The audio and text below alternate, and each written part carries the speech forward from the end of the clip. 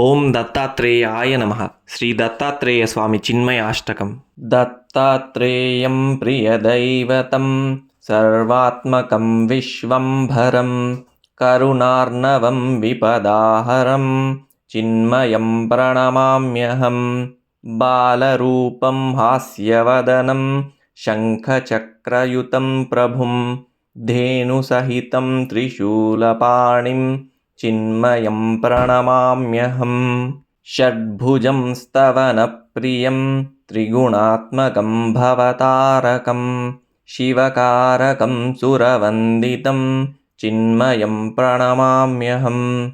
ಪ್ರಣವಗಾಯನತೋಷಿತಂ ಪ್ರಣವಪದ್ಮೈಃ ಪೂಜಿತಂ ಪ್ರಣವಾತ್ಮಕಂ ಪರಮೇಶ್ವರಂ ಚಿನ್ಮಯಂ ಪ್ರಣಮಾಮ್ಯಹಂ. कोटिभास्करसदृशं तेजस्विनं तेजोमयं सद्गुरुं गुरूणां गुरुं चिन्मयं प्रणमाम्यहं. विश्वनाटकचालकं ज्ञानगम्यं निर्गुणं भक्तकारणसम्भूतं चिन्मयं प्रणमाम्यहं.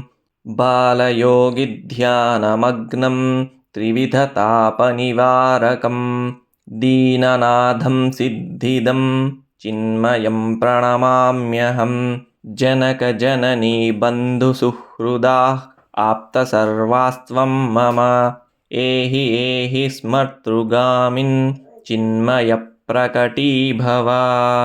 इति श्रीदत्तात्रेयचिन्मयाष्टकं सम्पूर्णम्.